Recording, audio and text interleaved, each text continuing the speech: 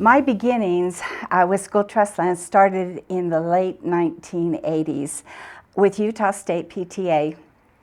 Sandra Skousen was the region director from Monticello, and she brought this trust land question to the state PTA and wanted to know why the lands were not providing or producing money for schools. This was the beginning of PTA and the education group's involvement.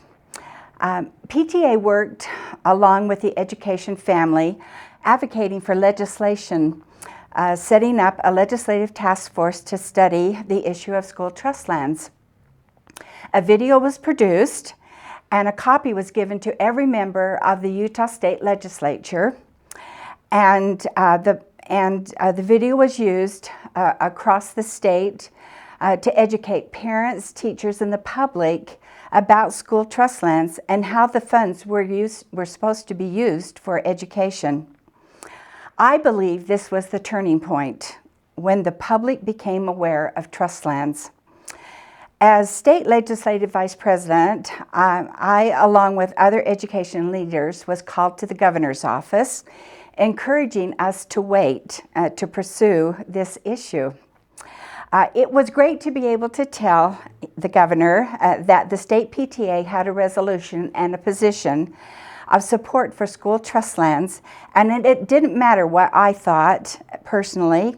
This was a directive, and we would be moving forward. I was appointed to serve on this committee, along with others from the governor's office, the land board, and some attorneys to help draft legislation addressing the hundreds of thousands of acres of inholdings that were captured. A highlight for me was being part of the process and testifying in 2 meetings back in DC, explaining how the capture of these lands affected the funding for Utah students. If I was proud of one thing, it was the fact that the education family, including the State Board of Education, Utah PTA, UEA, the local school boards, the principals, and the superintendents, never stopped supporting all efforts to get school trust lands where they could provide much needed funding for our schools. This was not an easy task.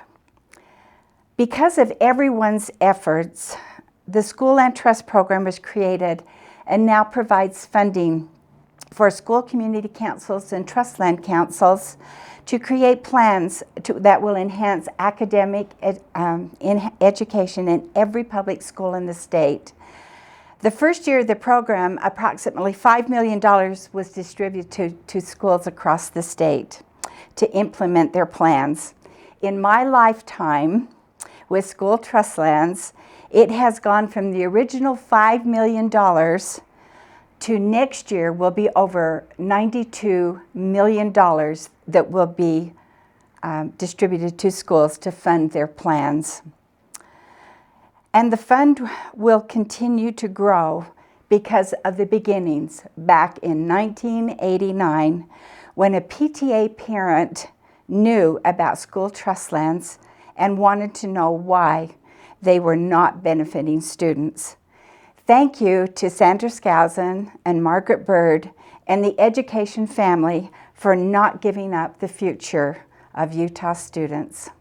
I think the thing that the School Trust Land program provides is the diversity of schools and parents being able to make the difference of what's going to enhance education in their own school. I like the fact that they can choose that they need more computers, that they can choose that they need more textbooks, that they can choose to provide professional development for teachers, to enhance their learning, to help the students learn better in the classroom.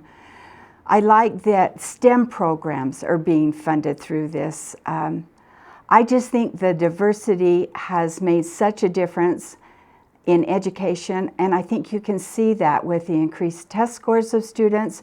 I'm pleased that I was given the opportunity to be part of this process, to see the advancement of not only the funds, but what it has done It certainly enhanced my life. I have dedicated probably 31 years doing school trust lands, and I have enjoyed every minute of it. And if anything in my life, I hope that this is a legacy that will continue on in the future.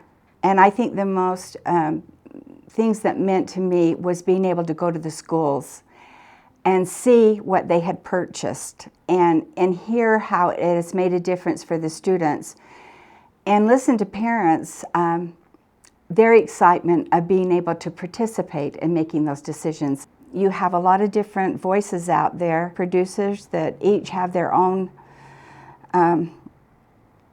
things that they want for those lands, but the bottom line is there's the students. It's the students' lands that were given at statehood to fund education.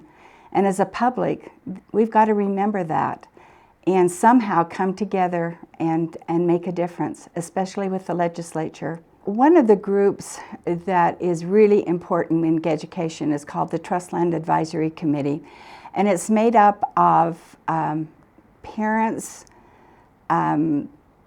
superintendents, school board members, just representatives of all the education community and family. At the end of the day, two things come to my mind. One is what has it done for students, and the funding source, because one helps the other completely. So when I first started, the fund was it had just been, the legislature had just taken more money out of the fund, and it was down to $18 million. That's what was in the fund. And today, through a lot of work throughout the education community and changes that were made in the Constitution and legislation, that fund is now over $2.4 billion. A lot of work happened in those intervening years. It took the legislature to do their job. It took the parents to step up and say, why is this not working? And it took education groups to come together. That was one of the key things. The education group, they didn't split us apart. They stayed together and made this happen. And then it took lots of different people to be able to make this work within government and outside government to really make it work.